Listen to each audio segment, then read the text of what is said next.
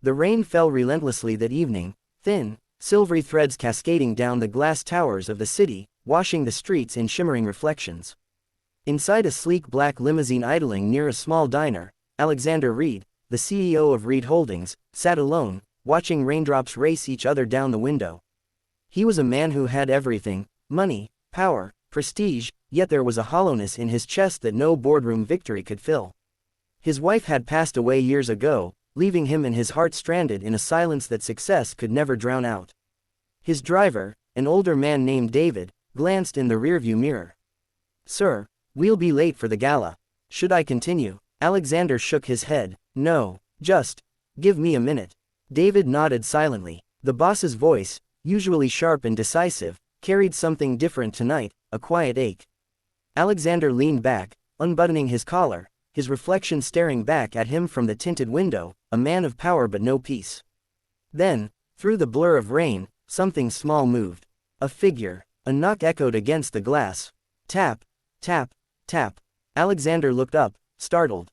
A little girl stood there, drenched from head to toe, clutching a broken umbrella. She couldn't have been older than 7. Her big brown eyes blinked against the rain, but her expression was determined. David began to roll down the window, but Alexander stopped him. He did it himself. "Greater than, what are you doing out here?" Alexander asked, his voice softer than he expected. "Greater than, please, sir," the girl said, her voice trembling but brave. "My mom, she's sick. She fell down inside the diner. I don't know what to do." Alexander's heart skipped. "Where's your father?" She hesitated, looking down. I don't have one." That answer hit him harder than it should have. Without another word, Alexander pushed open the door and stepped out into the rain. David protested, but he ignored him. The icy drops soaked his expensive suit instantly, but he didn't care. Inside the diner, the scene was chaotic. A woman lay unconscious beside a booth, her arm limp, a spilled cup of coffee staining the floor. A waitress was kneeling beside her, trying to revive her, panic in her eyes. "Greater than, call an ambulance," Alexander ordered, his voice firm yet calm. He shrugged off his jacket and knelt, gently lifting the woman's head and resting it on his coat. Her skin was cold, her breathing shallow. The girl, the same one from the rain, clung to his sleeve, tears spilling down her cheeks. "Greater than, please don't let her die," she whispered, her tiny voice cracking. Alexander looked at her and felt something stir in him, something long buried. He reached out, holding her trembling hand. "Greater than, I promise, I won't," he said softly. Moments later, the distant wail of sirens grew louder. The paramedics rushed in, working quickly to lift the woman onto a stretcher. Alexander stayed close, his arm around the girl to keep her steady. "Greater than, she's suffering from exhaustion and dehydration," one of the medics said. "We'll take her to St. Mary's." "Greater than, I'll follow," Alexander replied instantly. The girl looked up at him, confused. "You don't even know us." He knelt down, meeting her eyes. "You asked for help. That's enough." Hours later, under the sterile lights of St. Mary's Hospital, Alexander sat in the waiting area with the little girl beside him. Her damp clothes had been replaced with a hospital blanket, her hair still dripping. She stared at him curiously, a man in an expensive suit, sitting beside her on a plastic chair like any ordinary person. "Greater than, thank you," she said softly. Alexander smiled faintly. "What's your name?" "Greater than, Lila," she replied. "And my mom's name is Grace." He nodded slowly. "She'll be okay, Lila. You were very brave tonight." She looked down at her hands, fidgeting. "I didn't know what to do. You just looked kind." That word, kind, hit him like lightning. No one had called him that in years. Silence filled the air until Lila tilted her head and whispered something that froze him in place. "Greater than, you need a wife," she said matter-of-factly, "and I need a dad." Alexander blinked, unsure if he'd heard her correctly. "What did you say?" Lila looked up at him with innocent conviction. "You look lonely. My mom says lonely people need someone to make them smile again. You need someone. We both do." He didn't know whether to laugh or cry. For the first time in years, his chest felt something more than emptiness, a spark. Just then, a nurse approached. "Mr. Reed, Ms. Grace is awake. She's asking for her daughter." Lila's face lit up. "Mommy." Alexander followed as she ran down the hallway. Grace lay in a hospital bed, pale but awake, her eyes soft with gratitude as she saw her little girl safe. Lila leapt into her arms.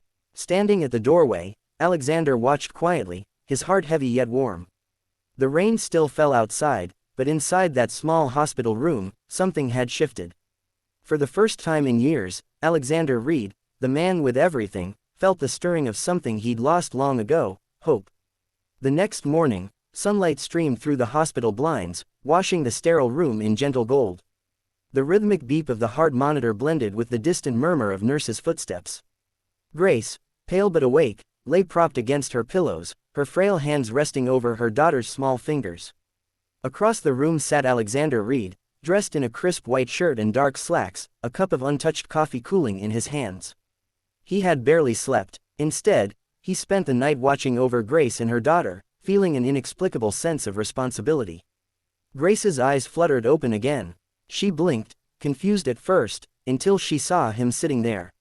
"You're still here?" she asked softly. Alexander smiled faintly. "I don't usually walk away from people who need help." She gave a weak laugh.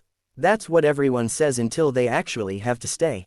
He didn't answer. Instead, he looked down at his coffee, the words hitting a little too close to home. Lila, curled up in a chair beside her mother, yawned and looked up sleepily. "Mommy, he stayed all night. I told you he was nice." Grace glanced between her daughter and the man in the chair.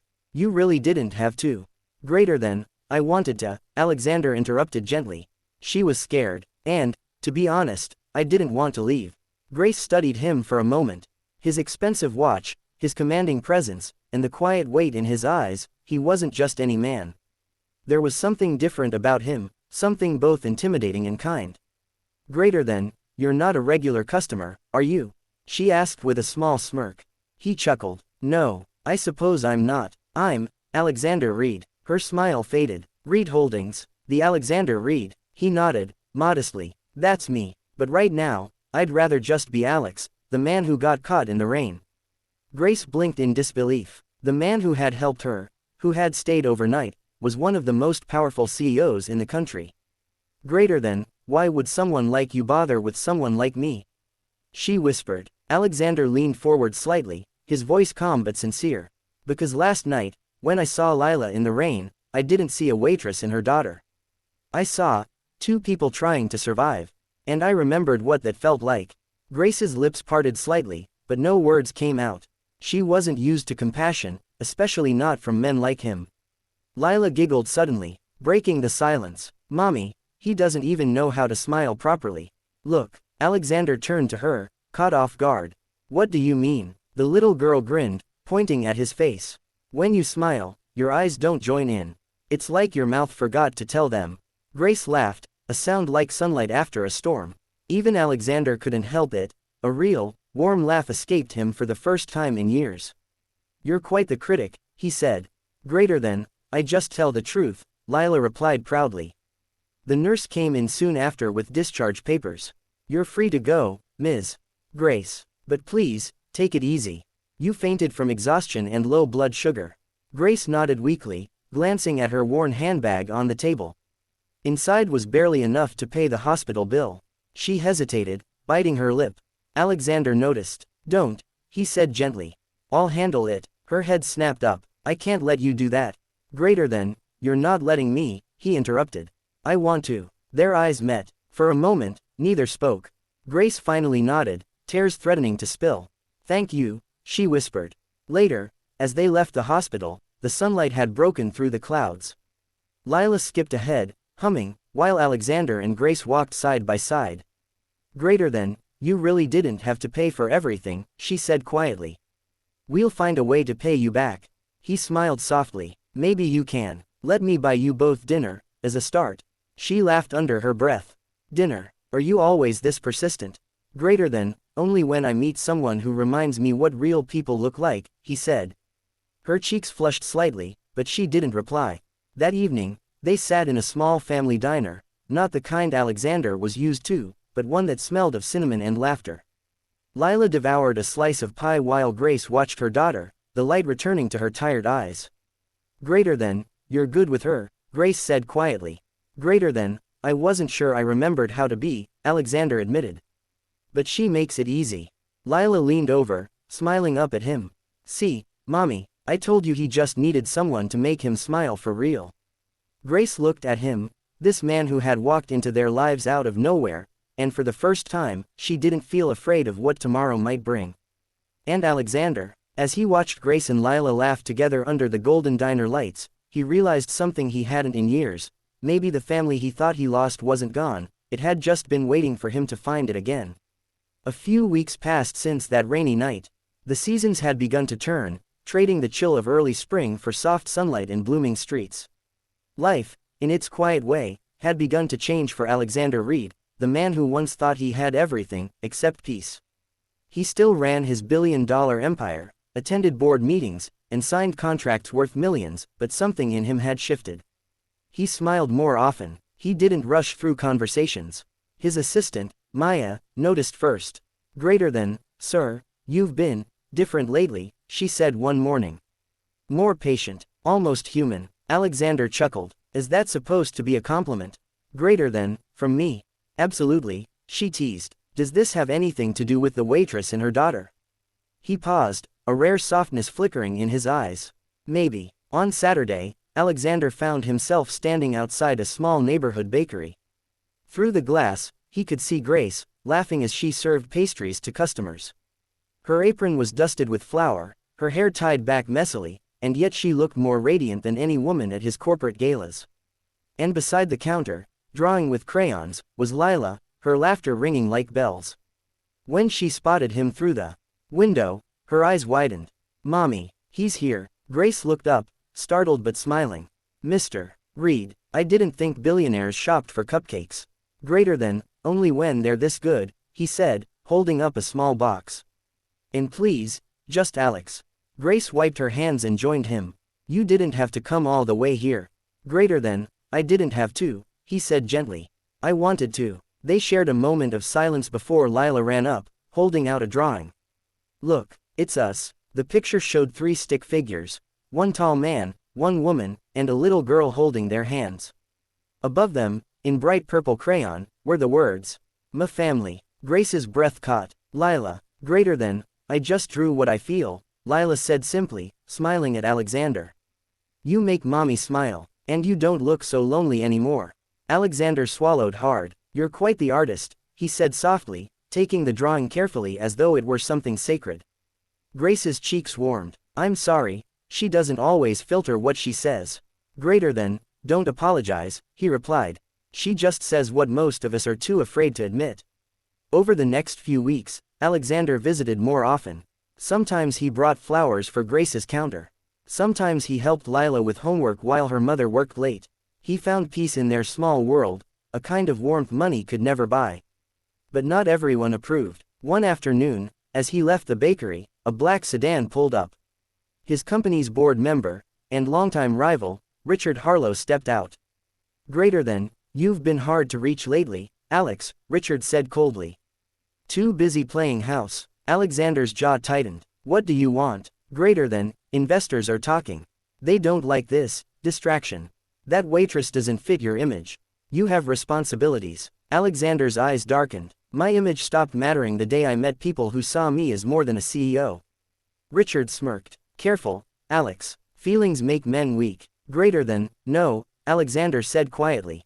"They make men real." He walked away, leaving Richard glaring after him. That evening, Grace found Alexander sitting alone in the park, staring at the crayon drawing Lila had made. "Rough day?" she asked gently. He smiled faintly. "You could say that. My company thinks you're a bad influence." She frowned. "Then maybe you should listen to them. You don't need us complicating your life." "Grace," he said, standing up. "Before I met you, I had everything money could buy, and nothing that mattered. You and Lila reminded me what being alive feels like." Tears welled in her eyes. "Alex, I don't belong in your world." "Then I'll leave mine behind," he said, voice breaking slightly. "I'd trade every deal I've made for one more day like this." For a moment, she said nothing. The breeze carried Lila's laughter from the playground nearby.